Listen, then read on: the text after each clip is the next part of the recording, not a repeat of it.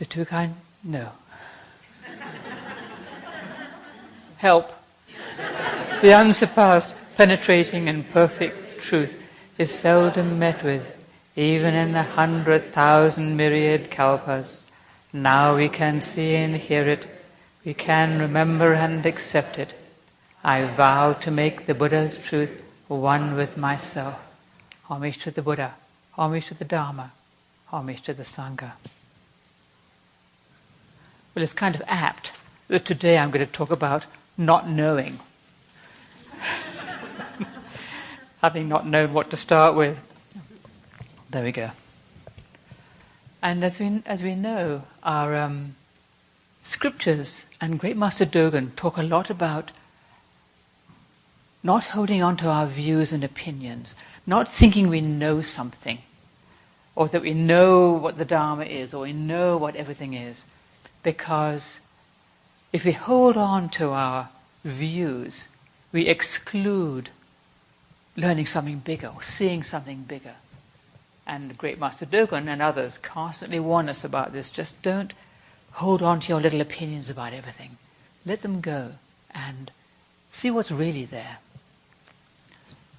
Especially thoughts and opinions about the Dharma, about training, about practice, about meditation, about Buddha nature, and all that. They just get in our way, and we can't see the bigger thing. Some of us might have spent years reading about Buddhism before we ever began to practice, and then we come to train, and it just gets in the way because we think we know something, and actually we know nothing. And as we begin to train, we realize, I have no idea. And that is good. Because our ideas just get in our way. The Korean Zen master, Seung San, well known for saying, only don't know. When people would ask him questions, often and often, he would just say, don't know. Which doesn't mean, I don't know, but means, don't have an opinion about it, don't have an idea about it. And if you think you know, you're limiting yourself. If you just simply don't know, and you know you don't know, you can open yourself up to a new perspective. One great virtue of not knowing is humility. We don't know, and we're willing to learn. In our world, we attach so much importance to knowing, to learning, knowing how to do things, knowing facts, being educated. The whole education system is pouring knowledge into us so that we can be somebody, do something. Knowing what's going on. I want to know what's happening. I want to know everything about everybody and everything is happening. And if you don't know something or don't know how to do something, you feel a bit helpless. Often we can actually just figure it out if we just look at it. But we like to know things. I feel that knowledge is power, and to a certain extent it is. But it doesn't mean it's actually what we want or we need. Sometimes not knowing is much better, because then we can learn something, open up to something much greater, maybe completely different than what we thought. It often feels uncomfortable not to know. We like to know, we like to feel safe. I know where I am, what I'm doing, where I'm going. And again, if we feel we don't know, we feel we're at a disadvantage. We're one step behind everybody else. They all know. Clearly they know what they're doing, and I have no idea what I'm doing. All these people running around, looking like they know exactly what they're doing, where they're going, and why do I feel like I'm a stranger in a strange land? But knowing or thinking we know can actually be a trap. When we feel certain about something, I'm certain of this, we can be totally wrong, We can feel absolutely sure that something is the way we perceive it to be. We can feel intuitively certain this is exactly how I think it is, and we can be completely wrong, totally off base. And it's very helpful to know this, because when we think my intuition is right and I really know, We can be way out there and we're not asking anybody else what they think. If we ask somebody else, what do you think about this? How do you perceive this? Sometimes they have a completely different and totally wise view that we hadn't even thought of. And I find this happens all the time. I think I know something. I ask somebody else, I have a much better idea. Between us we have a brain. And it's really, really helpful to take refuge in others, to ask others, what do you think? Or to know at least that we're not infallible. Our great certainty is not so very great and not so very certain when it comes down to it. And this doesn't mean we can never trust our intuition or our knowledge, but it does mean we need to consider, I could be wrong. I could be completely wrong. I could be right, but I could also be wrong. And this opens the door to other possibilities. Is there some other explanation for this than what I'm thinking? Some other way to see this? Is there some better way to do this? Is there something I don't know? There almost certainly is something I don't know. When we consider that we may not know everything about a situation, we can relinquish our criticism and our judgment. When someone does something we don't like or we don't agree with, because we don't know the whole story. Maybe something has happened to them. We never know everything about a situation. Maybe they've had something happen in their life, or there's some whole factor we don't know about. Usually there is. We never know what it's like to be another person. We don't know what they're dealing with, what they're facing today, what's just happened to them. Even someone we're really close to, we don't know what it's like to be them. We can't see it as they see it. No matter how much we try to stand in their shoes, we can practice sympathy and try to see through their eyes. And that's really helpful. But you don't actually know what it's like to be that person.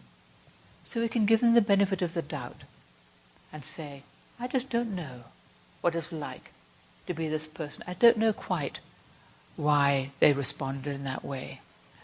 And we can more easily sympathize and have compassion for other people than thinking we know everything that's going on, or that things are exactly the way we perceive them. And if we were in their situation, if we had their difficulties, how would we handle it? Maybe it would be disastrous. We just don't know. But we can have compassion. It's really helpful to remember, I don't know what it's like. I don't know what this person is facing. I don't know what it's like to be them. And this not knowing can extend to ourselves as well. We don't know always why we get upset about something, or have had such a difficulty with a person, or respond in ways that we think, oh, why did I get so upset about that? Or why did I do that dumb thing? We don't always know, but we can have a little sympathy or a little compassion for ourselves and remember, I don't know everything about myself, actually. I can try, and I can look, and I can do my best to understand myself. But I can't obsess about myself all the time. I have a life. And maybe we can just have a little kindness towards ourselves, as we would wish other people to be kind to us, and as we would wish to be kind to others. A little kindness to ourselves. Sometimes I make mistakes. Sometimes that great certainty I had is totally wrong. Sometimes I do something dumb, and I just try to do my best. But with that little space there, not breathing down our own necks, as it were, just leaving a little space for compassion and not judging ourselves. But we can be willing to look and to learn. And if we know we don't know everything about others or about ourselves, we can more easily open and be willing to look and see and to learn something about ourselves and about other people with kindness and compassion. When we don't know something, we don't know what's going on, we don't know why things are happening the way they are, or why I am the way I am, then we're much more likely to look and to listen and to hear and to learn something. To listen to what other people tell us, not just thinking we know. To listen to what that little voice says when it says, I don't think it's a good idea. You might not want to do that. To hear that, not thinking we know what we're doing and blindly charging ahead into the mud pile. Again, this is humility. I don't know everything. I don't know what I'm doing, actually. And I'm willing to hear and to learn. Doesn't mean I have to be a fool or think I'm foolish, although often we are. But not that we completely distrust ourselves, but that we're willing to say, I just don't know. I don't know maybe I don't know what's best in this situation. I don't know everything that's going on. I can learn something. I don't have, the voice to God, as it were. Somebody may tell us something that we need to hear that isn't always pleasant. And to listen. Not easy, not comfortable sometimes. But sometimes it's really helpful when somebody tells us something that we need to hear and we haven't been willing to hear it before. But we might think, maybe they've got a point. Maybe I need to look at that. Maybe I need to do something differently. It's very, very helpful and not always comfortable. When something blows up in our face, we do something, it doesn't work out, we have a mess. If we can stop blaming ourselves or justifying ourselves or blaming somebody else and just simply look at what has happened, we can learn something. I made a mistake, I made a mess of things, or we made a mess of things, or a mess appeared, it may not even be my fault, but just to look and see, how did that come about? Next time I'll try and do such and such. Or next time I need to watch out for this. And we can learn something if we just look and see without blame or justification. Again, the kindness, seeing we're trying to do our best and sometimes things don't work out well. Then we can learn something and we can do things differently. It's the blame and judgment that seem to get in the way of openness and being willing to see and learn. And even if you don't know why things didn't work out, why the thing, didn't work or blew up in our face, we can learn to accept it at least and be patient with it. And just say, okay, didn't work, don't know why. And maybe it'll clarify later. We can relinquish demanding to know, but just leave it be and just sit with it, and maybe something will clarify. And sometimes the thing that blows up actually works out for the best in the long run. The thing that seemed like a horrible thing turns out to be a blessing in disguise, as it were. The old story, which I can never get right, the old Chinese story of, I'm going to get this wrong. A man who loses his goat, I think. And people say, oh, terrible, terrible. And then a horse comes running into his farm, his pasture. And they say, oh, lovely, lovely. And he says, oh, I don't know. And then his dearly beloved son rides the horse and breaks his leg. People say, oh, terrible, terrible. And then the military guys come by to conscript young men for the army. But the young man can't go because he's broken his leg. Oh, wonderful, wonderful, So you never know. You just never know. Sometimes it seems good and it's not so great. Sometimes it seems terrible. Turns out to be good in the long run. You just don't know. So, accepting things patiently, doing our best with them. Not knowing is a kind of darkness. It feels like darkness. And often darkness frightens us.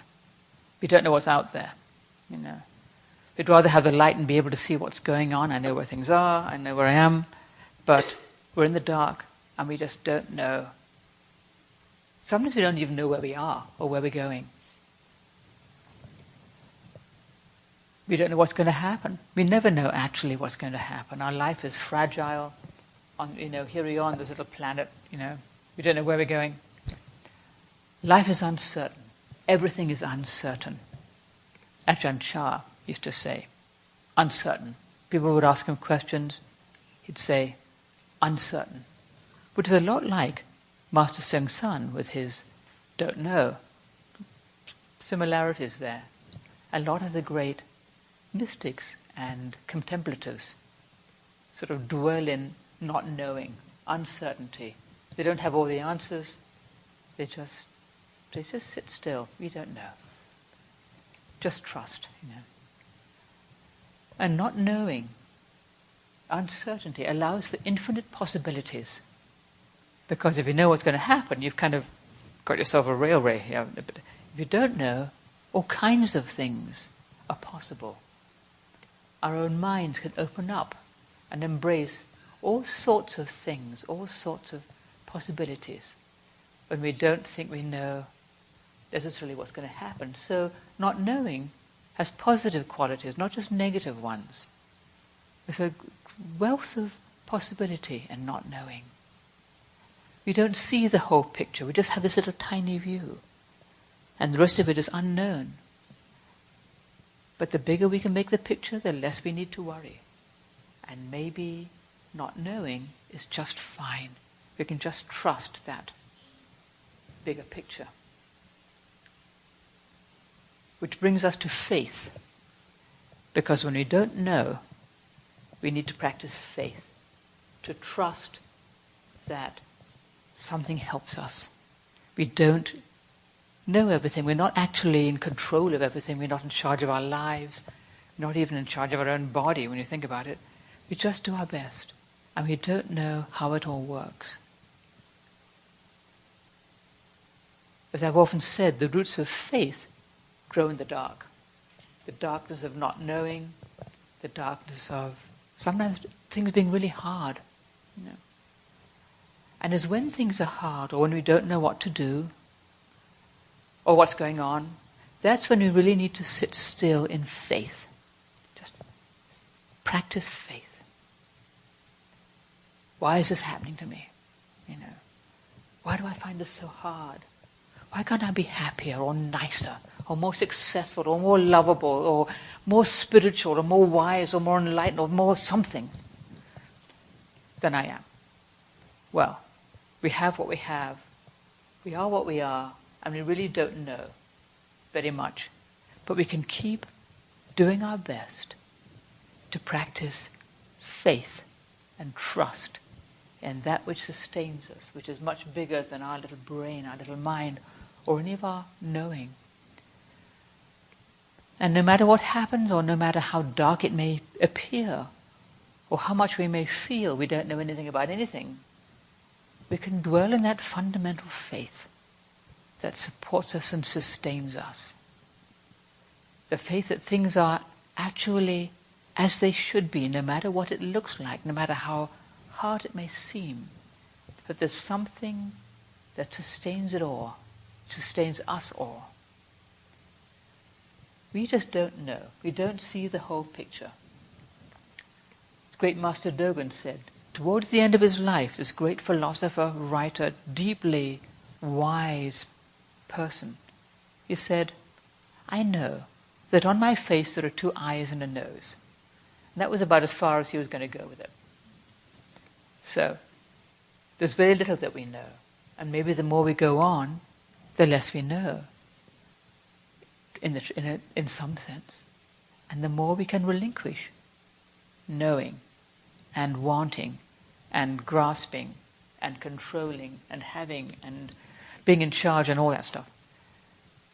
There are vast realms that we don't know, a little tiny bit that we do know. We're just little tiny beings, little dust motes on this tiny little planet in this vast universe. And it's nice to bear that in mind. We don't have a whole lot of say in things, actually. We can sit still in that darkness and entrust ourselves to it, and to that which holds and sustains all of us, in the light and in the dark, and in life and in death, sickness and health, All of it. All our joys and sorrows, all our gains and losses, all the grief, happiness, coming and going of life, the ups and downs, all of it is sustained in that warm darkness that supports us. There is vast wisdom which is accessible to us, but is not ours. But as we open up to it, knowing that we actually don't know, then we can allow it to come through us to help us and other beings.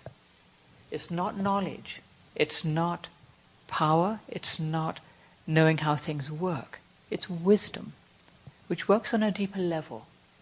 And the more we can relinquish trying to be somebody or know something, and simply drop our little views and opinions about everything and open ourselves up to that wisdom,